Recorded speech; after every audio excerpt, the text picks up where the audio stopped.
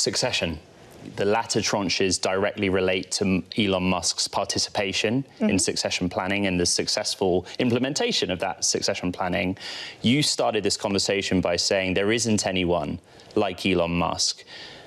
Given that this is a decade-long plan, so maybe succession after a decade is more timely then, do you have confidence as a board there are leaders already within Tesla that could potentially step up when he's gone? Or are you already starting to speak with Elon Musk about external candidates, those that are nearest to him, you know, in that level of extraordinary ability that you see in him?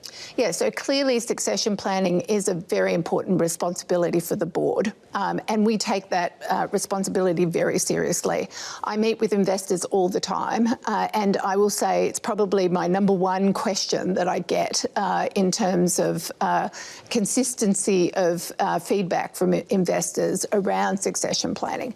And so from our perspective, we obviously have a plan if something untoward to happen in the near term, but we also want to have and do have a longer term succession plan.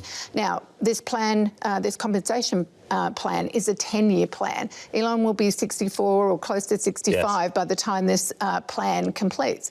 At some point, he will want to ease back. Maybe he doesn't believe that today, but at some point he may want to do that. And so we want to make sure that we have the right leaders in place to do an orderly transition at some point in the future. And so making that part of this plan was a very deliberate activity, and obviously he was part of that discussion as well. And he is part of the discussion on an ongoing basis that the board has around succession planning, the talent that we have.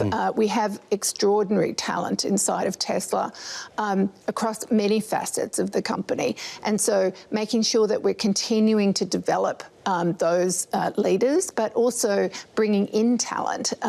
And, you know, that's the other part. It's in the report as well.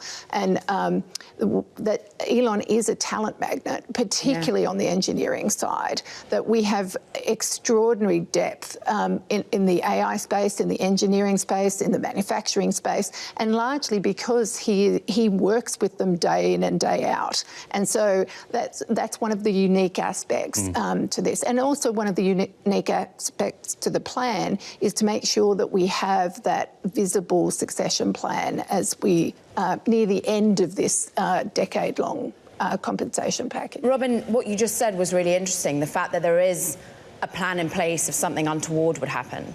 Can you spell out what that would look like in the here and now? No, I won't go into details here, but from my perspective, it is a responsibility the board takes very seriously.